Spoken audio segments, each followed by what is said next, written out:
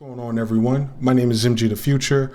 Today I'm going to be bringing you guys another exclusive tutorial. Today's topic is going to be how to create a Metro Boomin type trap beat. And basically what I'm going to do in this particular exercise is walk you through different elements of Metro Boomin's production style in order to kind of unwrap some of the tips and techniques that he uses, as well as some of the tools that come native to Fruity Loops to help us achieve that type of sound or that type of aesthetic as far as Metro Boomin and Atlanta trap sound goes. This particular tutorial is not specifically so you can make these type of beats, but so that you can learn from it and kind of expand. There's a lot of different things that I'll be unrolling out for the rest of this month in terms of using FL Studio. So if you have any other producers that you would like for me to kind of do a similar breakdown on as far as type beats go, let me know so that I can consider it. But all right, first things first, this particular project is empty. However, to kind of save some time on the video, I already picked my sounds. So I have unsorted, which is all my wave files of drum samples. And then I have VST, which is all the instruments I'm going to use for this demonstration. And they're all routed to the mixer and color coded, so they're easy to find. If you're familiar with Fruity Loops, you know you could save this as a FLP file within your template location, wherever that is on your computer. And then what you can do is go to New from Template, and if you save it in one of these subfolders, it'll show up. So if you have a Kanye type beat, you can bring up your Kanye template with all your drums. If you have a Metro Boomin template, you can bring up all the project with all your drums that match that style. And that just helps you as far as efficiency goes. What I would do is pick more sounds than you intend to use that fit that aura, and just have like instruments as placeholders, and some of the presets are just some go-to sounds, some of which I'm going to show you in this video that I believe could be a good match for some of the sounds he's using. But anyway, let's talk about what we're going to do and break this down simply. First things first, I'm going to break down the drums and show you some cool things that FL Studio does that's unique to it. And hopefully some of you guys who are watching who are Ableton and Maschine users can find the alternate version of doing so. After I break down the drums, I'm going to break down chord progressions. Metro Boomin isn't really heavy on chords a lot of the times. A lot of his melodies or his chords are A, B, A, B. So I'm going to show you a cool way to write that in your own way. And then lastly, I'm going to talk about arrangement, because he has a sort of modular arrangement. And me knowing that going into this particular tutorial, I'm going to construct it as such. So hopefully you guys get a lot of value out of this. First things first, drums. Drums are quite interesting. Metro likes to use multiple snares and claps. So the first thing I'm going to do is draw in a clap, which I already have selected here, and let this thing play. And then I'm going to build a snare pattern around it.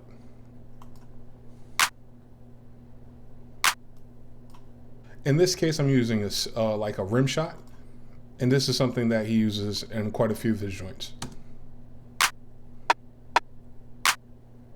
You'll notice a lot of trap people have that kind of formula as far as the snare play goes. I'm going to show you different alternate versions of this pattern. There's about 3 or 4 that I use, and you can combine them and make, I'm sure, many more.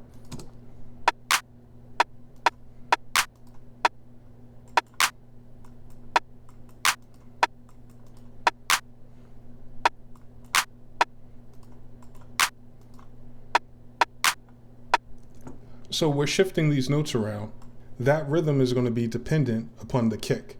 So while we're at it, let's lay down some fairly generic kick patterns that you're going to hear a lot of in trap. It is my personal formula that trap is kind of defined by the first 2 kicks, right? So let me show you what I mean. This is one that we're going to hear a lot of.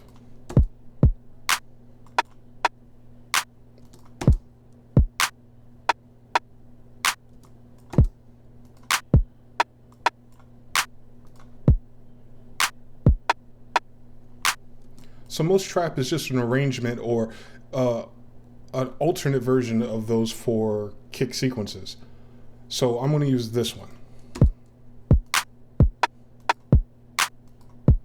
And that kind of gives us room before we want that particular snare to go. So if that kick wasn't there, I would put that snare here.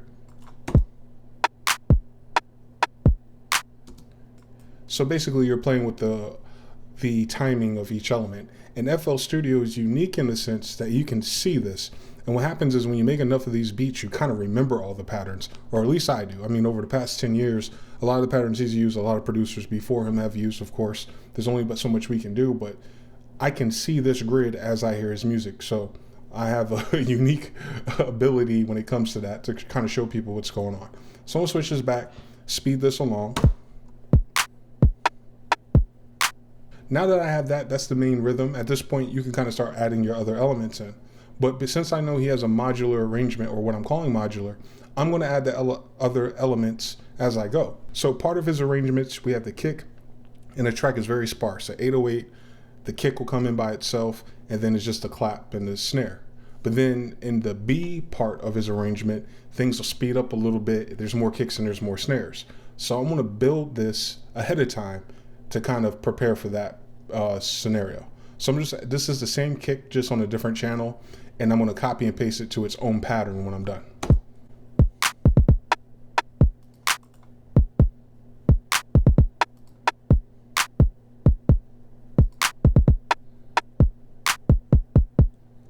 And the same thing with that, when he turns the kick up and turns that energy up, he also adds another snare some of the time.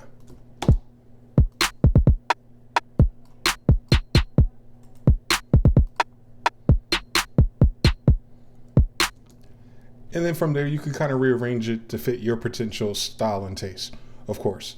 So that's the main thing. The next thing that we're going to get into is hi-hats. Unlike some of the other Atlanta-based trap producers, he uses triplets, but not as much as he uses 16th notes. So 16 notes are just these little dots right here. So I'm going to right click on my hi-hat, fill in every step, and use that as the bones for my actual hi-hat pattern. So when you hear his track pick up energy, is because the hi-hats are sliding, and that's just an extra note.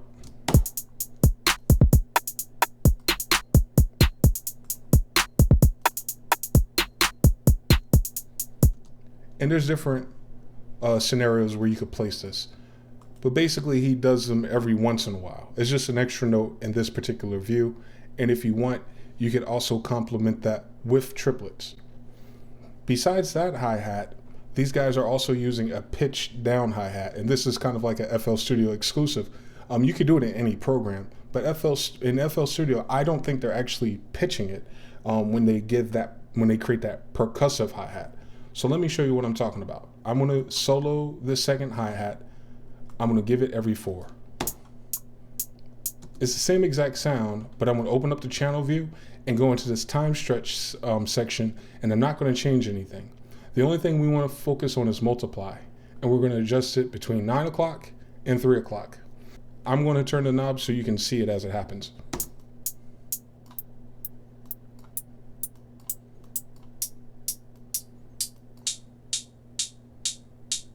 That's usually around the range that they're using. And it's a form of time stretch. Make sure your mode is still set to resample. We want to follow this initial hi-hat pattern, but at the same time stay out of its way.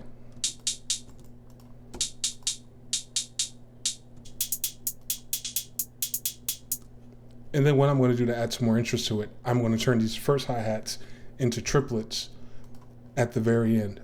So what you do here is you go to your magnet, change it to 3rd step, I recommend. You use this to zoom in a little bit, and we're going to draw some triplets here.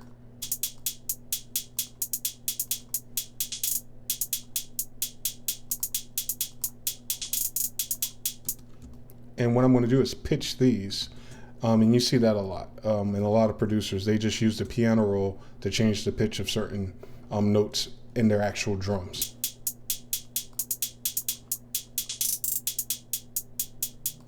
And he doesn't OD on the triplets. Certain cases he does in a lot of slower beats, but lately the big commercial sounds, not so much. Now with this low hi-hat, I'm going to use Fruity Convolver, which is an impulse response for reverb. And I'm just going to use some of the Lex impulse responses, probably a hall or a room. I'll do a room. It doesn't really matter. I'm just going to use the mix knob to turn it down.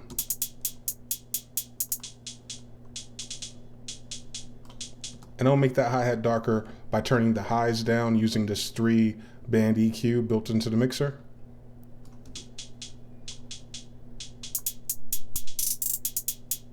Cool.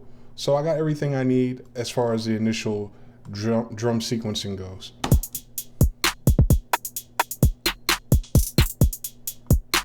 And while I'm thinking about that rim shot, since it's not a main snare, it's a complementary percussive snare, I'm going to throw Fruity Convolver on that as well. So we have that. The only other elements left as far as the drums go, he does use Vox, but he doesn't use it often. And of course, we got all types of Vox that you can use and all kinds of kits on the Maschine Masters shop. So I'm just going to place one here, somewhere in this arrangement, and complement it with the open hi-hat.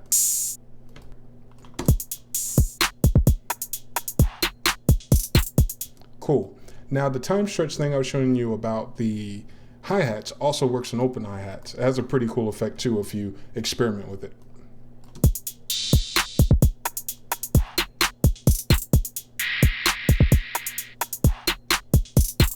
Awesome. So those are the drums. That is the basis for the drum pattern, and that's where I would start and kind of stop my arrangement.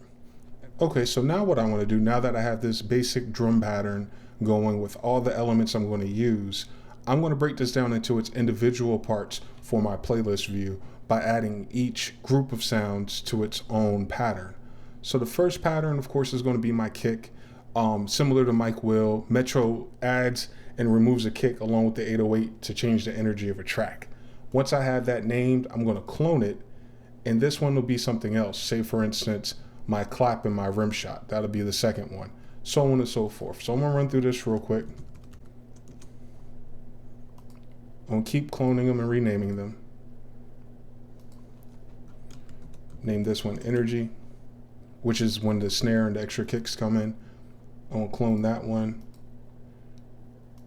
I'll have one just for hi-hats because he doesn't drop hi-hats as often, depending on the style of the song, but sometimes he will. And then, of course, the low hi-hats, they can play, the hi-hats a lot of times will be playing through his arrangement without the low hi-hats, so I'm going to give those their own channel as well. And basically just rename all this stuff and delete the parts to kind of match these descriptions. So there's 100 ways to skin a cat. You might have a more efficient way of doing what I just did. I do know there's a shortcut where you could split channels by pattern, but I have other channels already set up already, and I don't want to mess up the VSTs because I'm not going to split them in the same way. So this is the main arrangement. This half is A, this half is B. If you're familiar with Fruity Loops, you can also do markers. So I can probably do a time marker, add one, and just call it part A, and then highlight 9, and I'm snapping to the bar, so it makes it easier to put this time marker in place. But anyway, let's play this back real quick. I'm gonna switch it to play from playlist mode.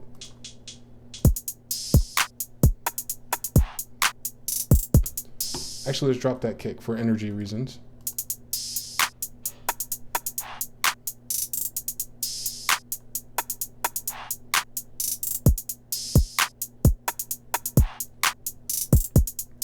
Normally you put a riser or effects right here.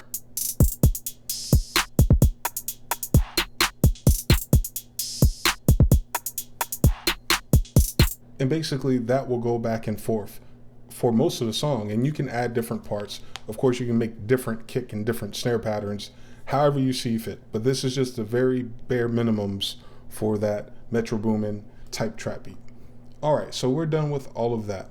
Now we're going to progress on to the more interesting part, which is kind of difficult because everyone's going to have their own way of doing this, and this deals with chords.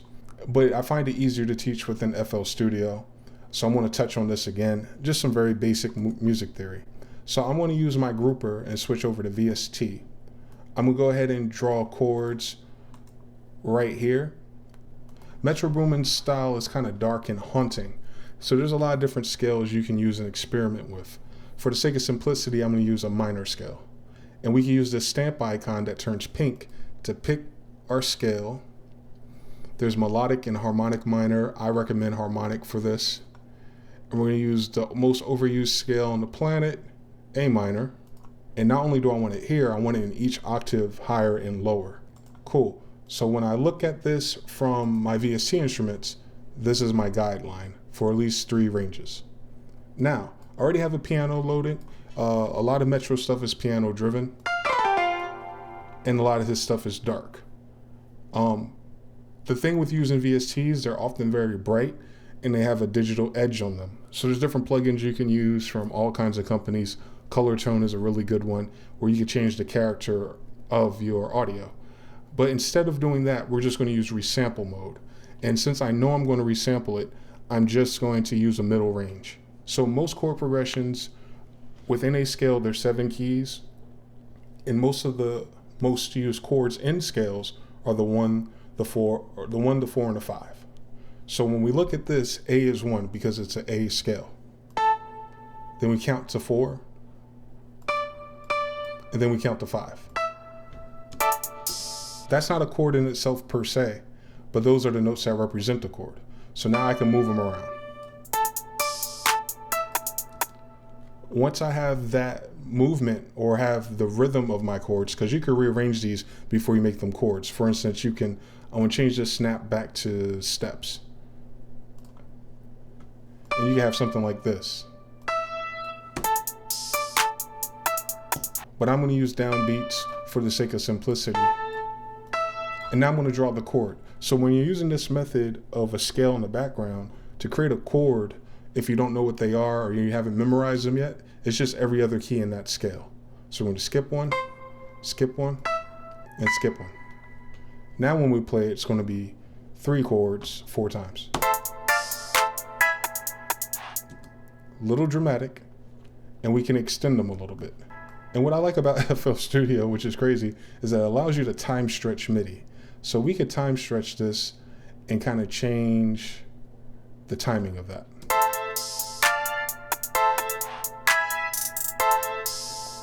Better. Now the thing I don't like is the steps, how big the jump is. So I'm going to take the top notes and shift them down. They're going to be the same key, they're just going to be at a lower octave. So I'm going to hold on Mac the Command key and bring them down. Same chords, but they're going to sound a little bit different because we changed the root or the bass.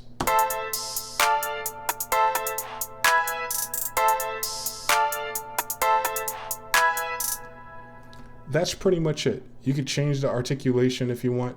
You can look at it and replay it to give it more human element, but I'm using them kind of like a stab and a placeholder. What I'm going to do now is copy that and paste it onto my next channel, which is going to be an ARP. Because if you listen closely to a lot of Metro's works, there is also, like, I would call them ghost notes, but they're not ghost notes. There's a word for it. But there's this flurry of other notes usually in the background. It's kind of haunting. It's almost like it's a melody, but in my opinion, it's easier just to use an ARP. So I'm going to use an ARP following the same chords, except for the ARP to work properly, I'm going to extend the notes. And then we're going to go into Citrus, which is a FL Studio stock plugin, which I think is one of the best ones for ARPs.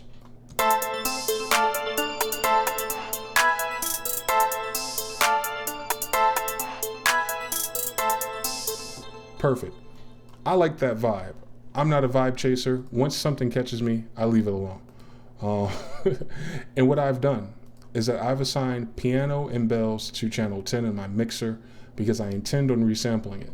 So to resample it, I want to add some effects first, similar to my lo-fi tutorials. And then I'm going to filter that out because I want to take some of those highs off, which gives it that digital edge. That's interesting.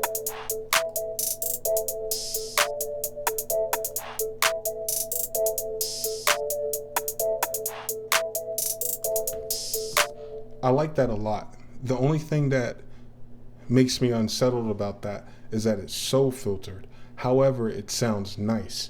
And that's when you have to make an executive decision. Are we just going to go for what everyone expects to hear? In this case, we expect to hear those stabs and bottom chords on the Metro Boomin track. Or are we going to deviate a little bit and do our own thing?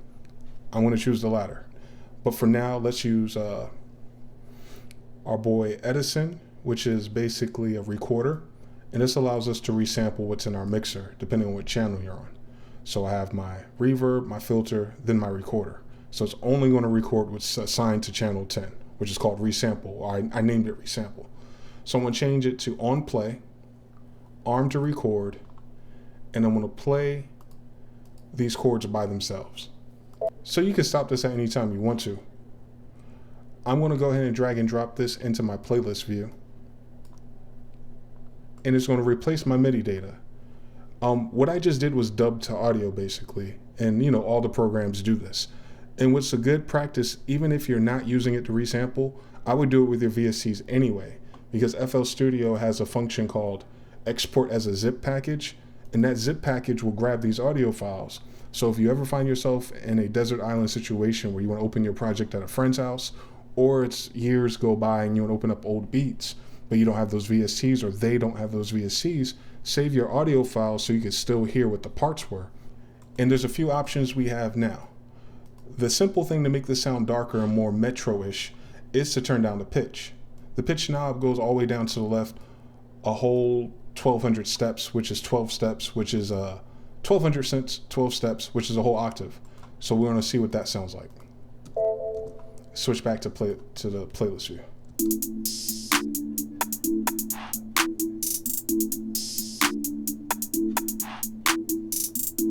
That works. We're going to need something to brighten it up though. So let me go ahead and reset that back to the default. The other option we have is time stretch. In the playlist view, where the mouse is going to say stretch. Make sure that's checked. So this way we can grab it and split it into, basically we're making it twice as long, so it's double time.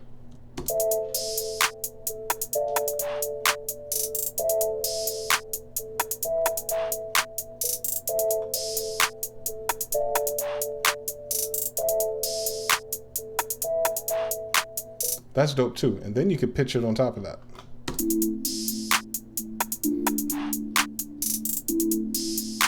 And if you hear it closely, I hear it in my headphones, but you hear the ARP in the background because we slowed it down. It's more of that eerie effect to it. I don't know which one to use. It's too bad you guys can't yell at me through the video. But there's some things to consider when you make these decisions. Sometimes you accidentally change your key. And I haven't finished building the other melodies yet. Like you can build your whole song first, like the melodies, counter melodies, leads, and 808s, convert them all to audio like I just did, and then stretch them all the same exact setting, and then you'll have something. But in case you forget to do that in the step or you pull the trigger too early, just be very careful. Luckily, the settings I'm using a whole octave down, it's going to be the same key. And even if I double time it, it's still the same key because of the sampling mode we're in, auto.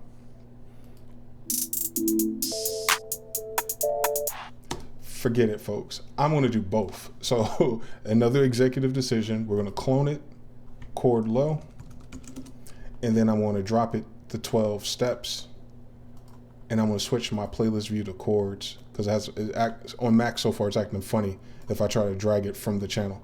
Anyway, I got chord and chord low. Let's extend this arrangement a little bit so we can see both.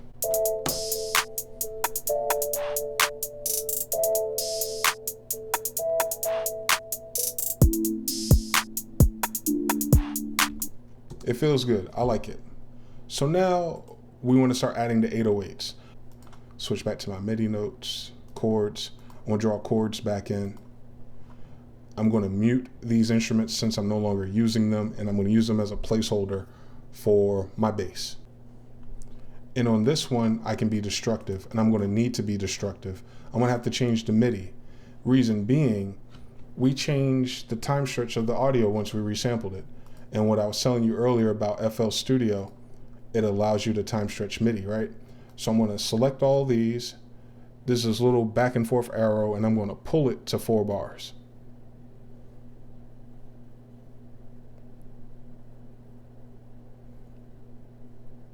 So we just doubled it. We extended it. And I'm going to do the same thing to this one. Although I don't need this one. I only need one of them. All right. Now the chords are matching where they hit on the new version. Now I can go to my 808s and trace. That 808's too high, so I'm going to select these, drop them down an octave, go back to my 808, and try this.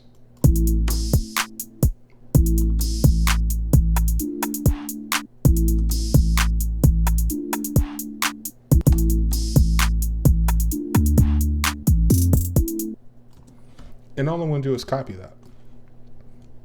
I'm going to copy this over. It's following my kick to some limited degree.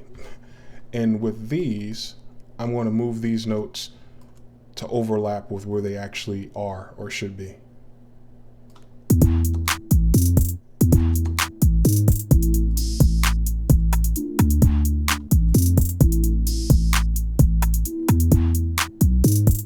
And basically, I'm using these chords as a guideline for the potential notes I can use when the chord is hit, right? Because 1, 2, 3, 4. On 1, there's 3 notes I can choose for bass, usually the bottom, right? On 2, there's 3 notes I can choose for bass, but I'm using the second one because that's the actual bass of the chord, because we dropped the top down earlier. And you can use it again, but it gets repetitive. So I'm breaking it up by going low, high, similar to how the chords were originally.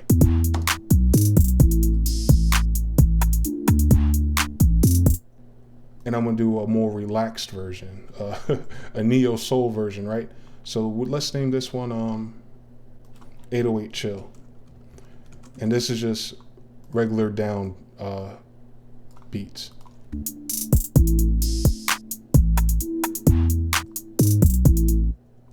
Cool, so it's just a very slight variation.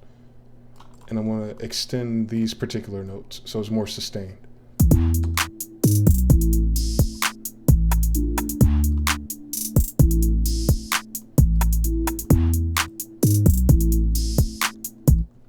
Cool. So we're going to use that in the arrangement. The chill is for part A. The 808s with the energy is going to be on part B. And now we're going to play this together. Let me go ahead and copy and paste this as well. Cool. So let's make another executive decision. Let's keep the low because it sounds more intense when the high's playing. So I'll move the lows, low, low, high, high, as far as the chords go.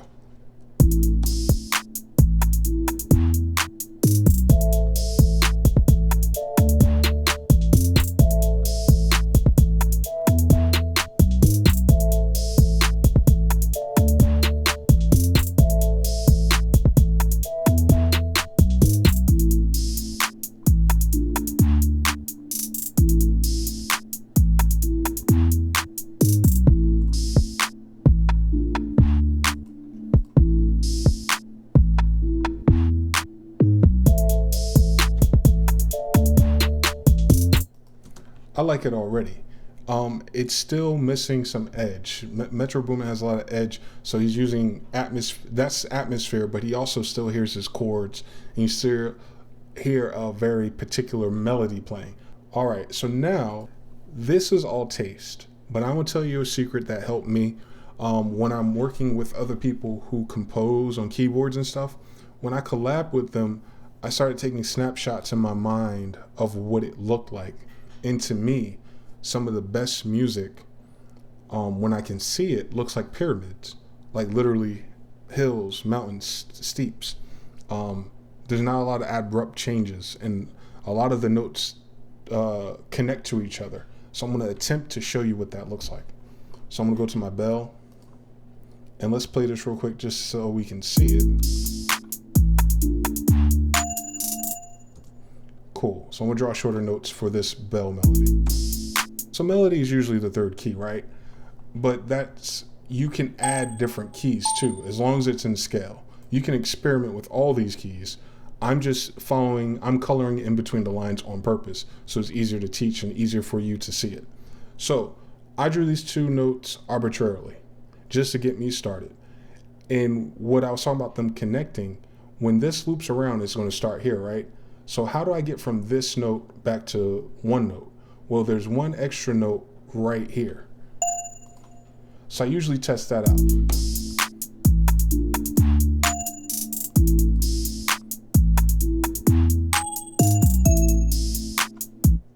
So that's okay.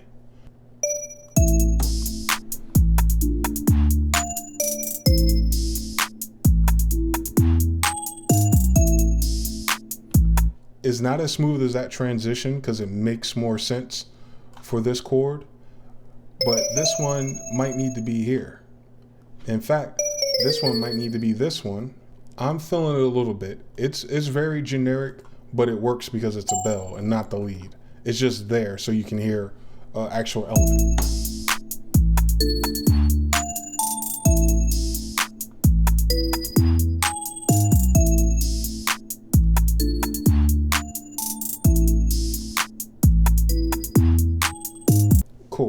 It's catchy enough. Now I'm going to do the lead, which is going to be the final element for this video, because I know this video is running long. And the lead I'm going to do with the bell melody. I'm going to keep it on the same channel so I can see it, and then I'm going to split it after and show you how to draw that. But anyway, we're going to go to the lead. I'm using Omnisphere for the lead. And here's my philosophy. When you're using VSTs and romplers, like right now I'm using a rompler called Ignite VST. It's called Heat Up 2 Workstation. It's similar to Nexus, Lethal Audio, and all those guys. They all have a very similar sonic character, so everything gels well, similar to if you're using a Roland Phantom, a Yamaha Motif, or Korg Triton for your entire beat. It's going to have a certain cohesiveness. These VSTs are the same way. When you use all rompler sounds, they're all going to have their same pocket. However, when you have $500, $800 VSTs, like I do, you don't want to use them. So my philosophy in that is that only use one or two outsider VSTs to kind of fill in that sonic space. Because Omnisphere is way more realistic when it comes to leads, because it's actually synthesizing the lead, or its sound design is different versus romplers, which are just like sampled keys. So I'm gonna use Omnisphere just for that element, just to give it that different sonic depth. Anyway, so in Omnisphere, this patch is called Pro Soloist Analog Oboe. It's in some of Metro Boomin's joints, and you'll recognize it right away once I get into it.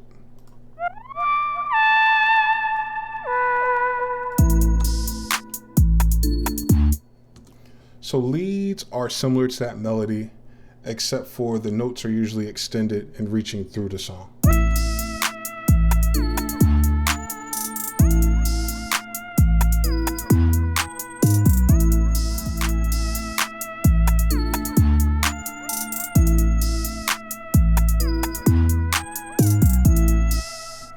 And I made an executive decision to follow the bell at the end.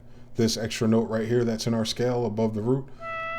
So the ramp is going up and coming back down, because if we kept going, the note would be here.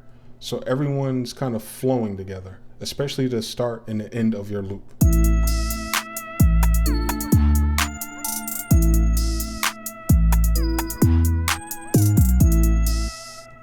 Cool. So I'm gonna cut this, make a new pattern, call it lead. I'm gonna paste it to its own track or channel or pattern, and then we'll draw it in here. And now we should be cooking with fire. Let's play it back one time and see if there's any arrangement tips I can give you guys before we round this out.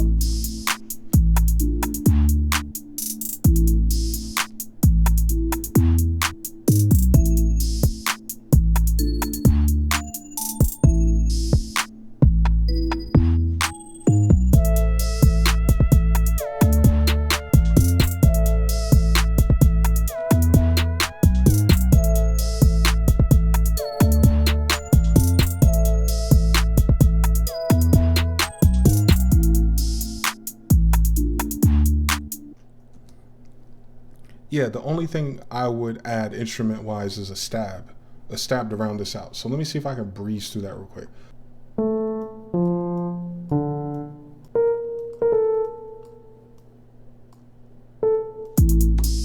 So let me copy this to its own channel.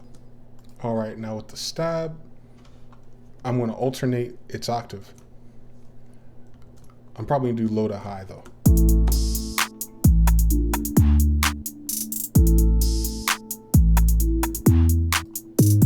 And one last thing I want to show you about energy, like changing when we have two very distinct sections of a song. This is a very simple tip. I'm going to go to my playlist. I'm going to go to my magnet, and I'm going to change it to beats. This way we have more resolution on the grid. I'm going to highlight all of these, maybe just the drums, right? And I'm going to pull it back a beat. Same thing with these bottom elements. Everything's going to be pulled back a beat except for the sample.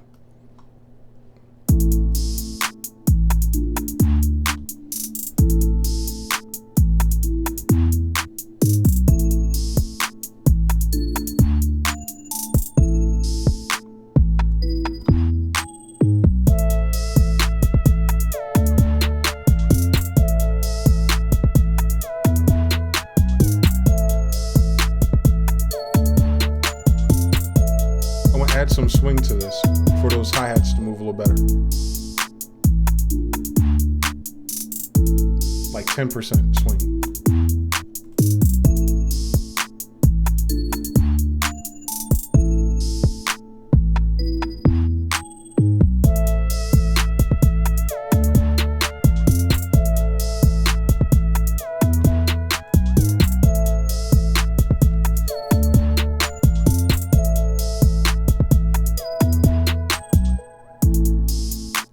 That's it. So anyway, again, I'm MGTheFuture. You just tuned into Maschine Masters and checked out this Metro Boomin type trap beat tutorial. I don't know why that's a tongue twister for me. I be bugging. But anyway, the main takeaway from this video is that I wanted to show you all these techniques and tips and tools that FL Studio is capable of in order for you to actually not have to go and make a Metro Boomin type beat, but in using him as a staple and using his sonic palette, being able to relate to a lot of you guys who use FL Studio and make trap. So hopefully you guys found this valuable. Like I said earlier, if there's any other producers that you want me to kind of focus in on for future videos, let me know. If you have any comments, questions, or concerns, please leave them in the box below. I try to get to all of them on all the videos. If you're not a subscriber, definitely subscribe. You could also follow us on social media. I'm at MGTheFuture on Instagram and Twitter. Also be sure to follow at Maschine Masters. I want to thank you guys again for tuning in. Until next time.